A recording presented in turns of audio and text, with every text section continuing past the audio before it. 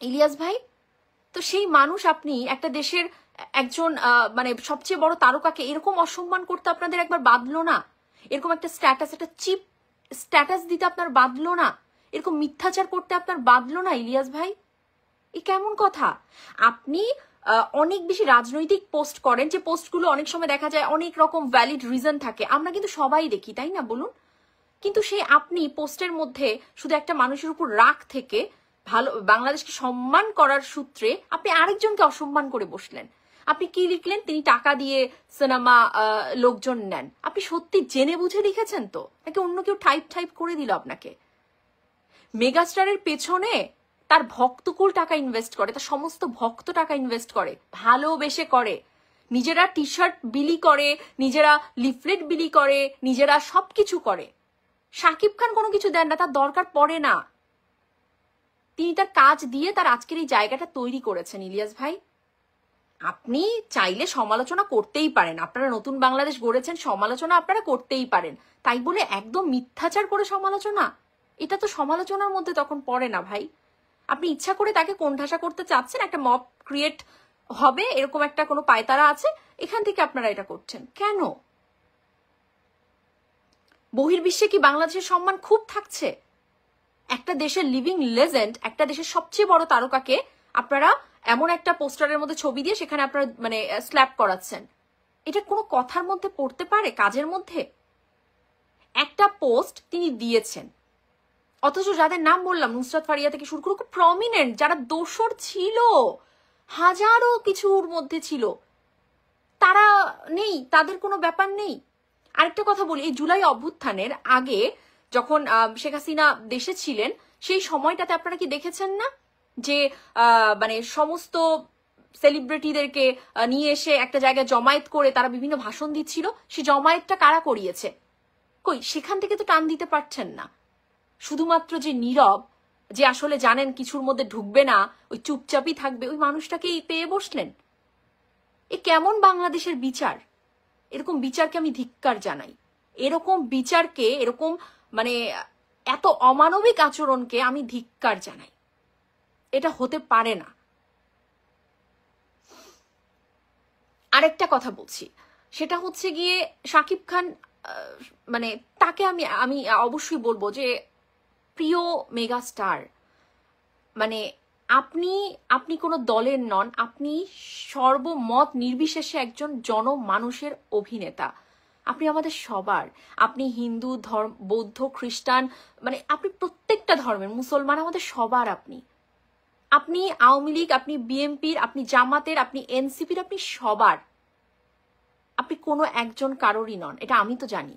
আপনি যখন আমাদের সাথে 2.5 বছরের, তো আসলে আমাদের সাথে আপনার এখানে আসলে ওঠা বসা, বাংলাদেশে গেলেও কথা, আমি সবসময় আপনার এই ধারণাগুলোকে আমি খুব রেসপেক্ট করি যে আমি সবার, হ্যাঁ, আমার ভালোবাসা সবার জন্য।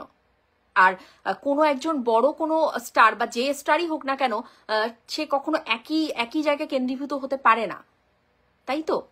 তো আমি আমি বুঝতে পারছি এবং আপনাদেরকে বলছি যে অ্যাডমিন প্যানেল বলছেন, অ্যাডমিন প্যানেলের কোনো ব্যাপার না, ঠিক আছে? এখানে আপনারা জানেন তিনি কার সংস্পর্শে আছেন। ওই যে একটা কথা আছে না, সঙ্গ দোষে লোহা ভাসে। তো এখানে আমি আছি তো, উপস্থিত আছি তো, এবং তাদের আষ্টে পৃষ্ঠে এখন যে মানুষটা আছে সে আমার খুবই কাছের একজন ভাই। তো আমি তো শুনতে পারি সবটা, তাই না?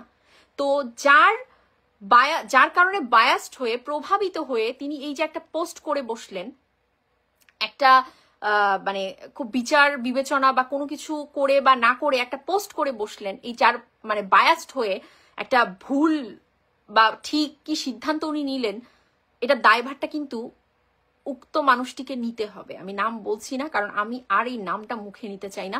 উক্ত মানুষটিকে আসলে নিতে হবে।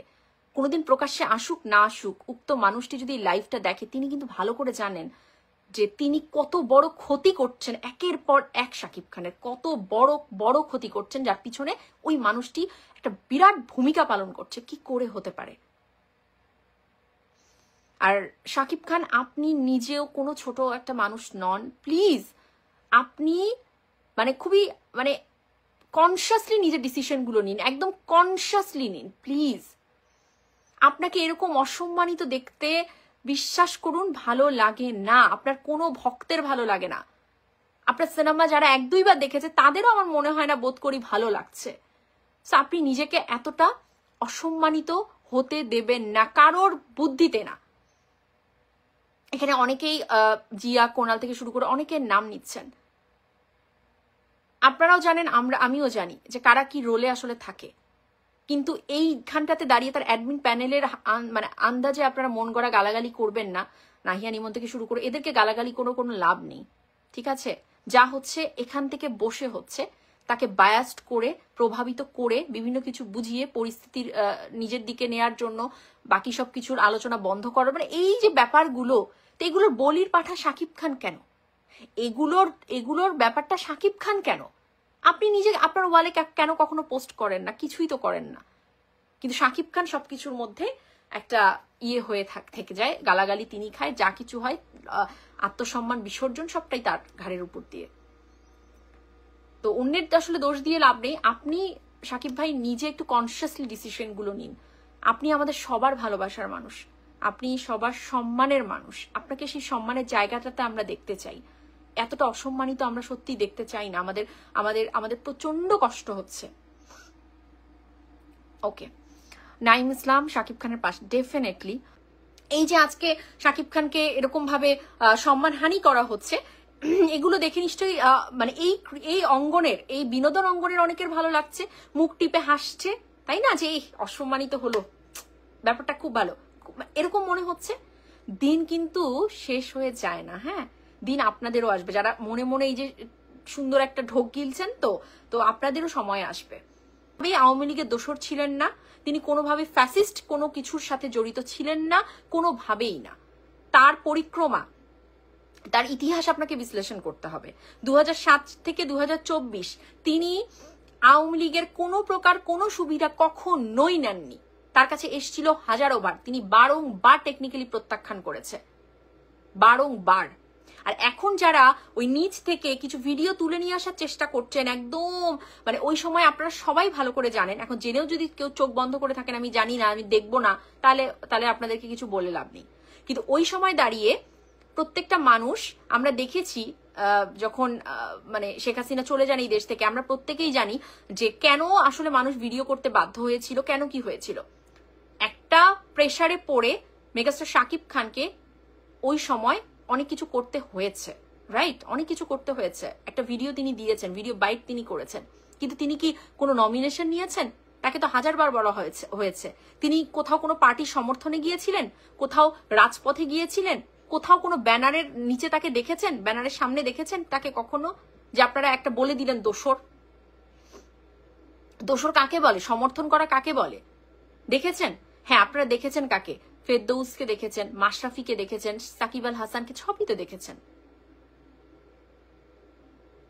তো সেগুলো আপনারা কোনো কিছু দেখা দেখি নাই, কিন্তু যে নীরব থাকে, যে কোনো কথা বলে না, চুপচাপ একটা মানুষ, তাকে গিয়েই গলাটা টিপে ধরতে হবে। এই হচ্ছে আপনাদের সিস্টেম। এই বাংলাদেশ আপনারা গড়ার জন্য ইলিয়াস ভাই আপনি এখান থেকে বসে এত টেনশন করছেন, এত কথা বলছেন। একজন অসভ্য হয়েছে জন্য আমিও অসভ্য হব, একজন আমাকে বাইট করেছে আমিও তাকে বাইট করব। এই কেন এই শিক্ষা আপনারা দিচ্ছেন?